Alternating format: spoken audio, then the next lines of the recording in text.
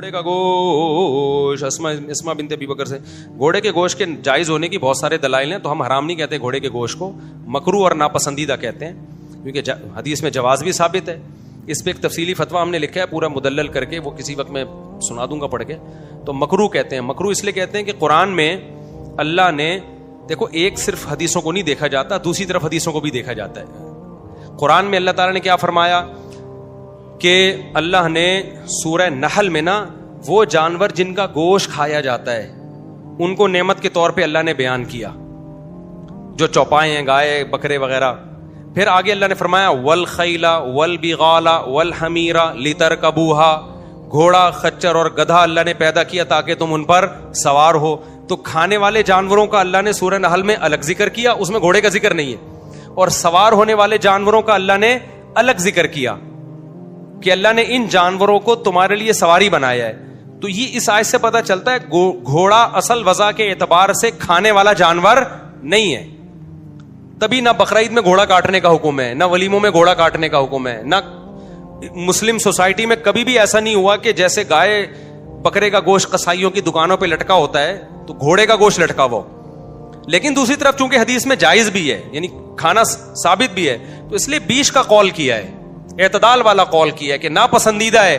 کوئی کھا لے تو اس کو یہ نہیں کہیں گے اس نے کتا کھا لیا, صحیح ہے نا, کتے کی طرح کوئی چیز کھا لی. سمجھتے ہو کہ نہیں سمجھتے؟ تو اس لیے احتیاط اسی میں کہ نہ کھائیں, اگر کوئی کھا رہا ہے تو ہم اس پہ بھی رد نہیں کرتے. اچھا میرے بھائی گھوڑے گدھے کی اور چیزیں کم ہو گئی ہیں یار تم. دوسرا, گھوڑے کو کراہت اس لیے بھی ہے کھانا کہ وہ آلہ جہاد ہے. وہ کیا ہے؟ آلہ جہاد. نبی صلی اللہ علیہ وسلم نے فرمایا, بس یہ بہت ہو گئے, آج گھر بھی جانا ہے, یہ بیچارے گارڈ بھی کب سے کھڑے ہوئے ہیں, وہ اشارے کر رہے ہوتے ہیں کیا ہو گیا. تو باقی پھر اگلے بلیٹن میں انشاءاللہ. نبی صلی اللہ علیہ وسلم نے فرمایا الخیل معقود فی نواسی الخیر الی یوم القیامہ, گھوڑے کی پیشانی میں اللہ نے قیامت تک کے لیے خیر رکھ دی ہے. تمام محدثین کا اتفاق ہے کہ اس خیر سے مراد ہے مال غنیمت اور اجر اور ثواب. آج بھی گھوڑا ہر دنیا کی فوج استعمال کرتی ہے. اس سے یہ بھی معجزات میں شامل کیا گیا اس حدیث کو. نبی نے فرمایا گھوڑے سے قیامت تک جہاد ہوتا رہے گا. حالانکہ آج ٹینکوں کا دور ہے, لیکن دنیا کی ہر آرمی کے پاس گھوڑے آج بھی ہوتے ہیں, کیونکہ بہت ساری جگہ ایسی ہوتی ہیں زمین پہ جہاں نہ ٹینک جا سکتا ہے, نہ بختر بند گاڑیاں جا سکتی ہیں, وہاں گھوڑے کے علاوہ کوئی بھی نہیں جا سکتا. تو اس لیے نبی نے فرمایا گھوڑے میں اللہ نے قیامت تک کے لیے جہاد رکھ دیا ہے. تو جو جہاد کا آلہ ہے اگر آپ اس کو کاٹ کاٹ کے کھانا شروع کر دو گے تو جہاد تمہارا باپ کرے گا. پھر مطلب یہ جہاد تمہارا باپ کرے گا. اس لیے وہ زینت ہے سواری کے لیے, تو اس کو گائے پہ سوار ہوتا ہوا آدمی اچھا نہیں لگتا, بکرے پہ تو ہو ہی نہیں سکتے, گدھے پہ بھی سوار ضرورت کے وقت انسان ہو جاتا ہے, لیکن جو گھوڑے پہ جب پشت پہ انسان سوار ہوتا ہے تو متنبی کا شعر یاد آتا ہے اعز مقام فی الدنا سرج صابح وخیر جلیس فی الزمان کتاب. متنبی 1200 سال پہلے شاعر گزرا ہے, اس نے کہا مرد کے لیے سب سے بہترین ہم نشین کتاب ہے. جو گرل فرینڈ کو لے کے گھوم رہے ہیں نا آج, فخر کرتے ہیں قائد اعظم کے مزار پہ پکڑا گیا, ادھر برساتی نالے میں گھسا ہوا, انٹرنیٹ کیفے میں گھسا ہوا ہے. یہ گھٹیا پن ہے, بھنگی چماروں والی زندگی ہے جس کو تم نے اپنا دوست بنایا, جس سے تم دل کی باتیں شیئر کر رہے ہو. بیوی تو صحیح ہے, یہ تو گھٹیا لوگوں کا کام ہے. بھنگیوں گدے گھوڑے نکاح نہیں کرتے, وہ فزیکل ریلیشن قائم کرتے ہیں. تو گرل فرینڈ کا کوئی رشتہ ایکسیپٹیبل ہے ہی نہیں, وہ رشتہ ہی نہیں ہے, وہ بھنگیوں چماروں والا کام ہے جس پہ تو فخر کر رہے ہیں میری گرل فرینڈ ایسے ملے. بھائی تیری گرل فرینڈ ہے, کوئی لیگل تو رشتہ ہے نہیں ہے, کسی بھی وقت جا سکتی ہے. تو اس کا مطلب تیری گرل فرینڈ کبھی وسیم کی گرل فرینڈ بن سکتی ہے, کبھی ستار کی بن سکتی ہے. تف ہے تیرے منہ پہ یار, تو ایسی کو لے کے گھوم رہا ہے کہ جو کوئی بھی کسی بھی وقت کسی بیوی اپنی ہوتی ہے, جب تک آپ طلاق نہیں دیں گے کسی اور کے نکاح میں نہیں جا سکتے. اس پہ انسان فخر کرتا ہے میری ہے میری ہے. گرل فرینڈ میں جو کہہ رہے ہیں میری ہے, چماٹ لگایا کرے, مطلب بکواس کر رہے ہیں, تیری کہاں سے ہے, ابھی تیری جیب میں پیسے ختم ہوئے اس کی ہو جائے گی, پھر اس کے پاس پیسے ختم ہوئے اس کی, یا تجھے فالج ہو گیا اس کی. بیوی تھوڑی آسانی سے چھوڑتی ہے, وہ تو عدالتوں نے بیوی اور گرل فرینڈ کا فرق ختم کر دیا, ان کو بھی طلاق کا اختیار دے دیا. ورنہ اسلام میں ایسا نہیں, بیوی میری ہے بھائی, جب تک میں طلاق نہیں دوں گا یہ میری رہے گی, اس پہ فخر کر سکتا ہے انسان. تو متنبی نے اس بات کو ایکسپلین کیا کہ بہترین ہم نشین جس کے ساتھ آپ ٹائم پاس کرتے ہوئے اچھے لگتے ہو وہ کیا ہے؟ کتاب. اچھا لگتا ہے آدمی بیٹھا ہوا ہو, اسٹڈی کر رہا ہو, مطالعہ کر رہا ہو, چشمہ یوں کر کے دیکھ رہا ہو, پھر یوں کر کے دیکھ رہا ہو, پڑھا لکھا لگتا ہے کہ نہیں لگتا؟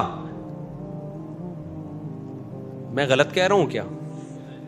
بہت اچھا. کبھی بیٹھیں کتاب لے کے نا, اس مطالعہ کریں, ایسا لگتا ہے آدمی کو اپنے آپ سے محبت ہو جاتی ہے, لگتا ہے کوئی پڑھا لکھا آدمی ہے. دوسرا اس نے کہا کہ مرد کے لیے بہترین ہم نشیں کتاب ہے. اور بہترین مقام کون سا ہے مرد کے لیے جس پہ مرد بہت ہی اچھا لگتا ہے؟ آپ کہہ سکتے ہو بھائی مرد کے لیے سب سے بہترین مقام یہ ہے کہ وہ قائد اعظم کے مزار پہ ایک بینچ پہ بیٹھا ہوا ہے, اسٹول پہ نہیں, پتھر پہ نہیں, پراپر بینچ پہ. ہم نشین کون ہے؟ گرل فرینڈ ہے, اور خود کہاں بیٹھا ہوا ہے؟ بینچ پہ بیٹھا ہوا ہے. ورنہ ہر آدمی کو آج کل قائد اعظم کے مزار پہ جگہ ملتی نہیں ہے, اتنی ڈیٹیں لگ رہی ہیں کہ وہاں اتنا نہیں ہے. یونیورسٹیوں میں بھی اب ہر جگہ. متنبی کہتا ہے بہترین ہم نشین کیا ہے؟ کتاب ہے. اور بہترین مقام مرد کے لیے وہ بینچ نہیں ہے, یا درخت کا چھپڑ نہیں ہے, یا یونیورسٹی کے کوئی ایسی لوکیشن نہیں ہے جہاں چھچوری حرکتیں کر رہا ہے بیٹھ کے.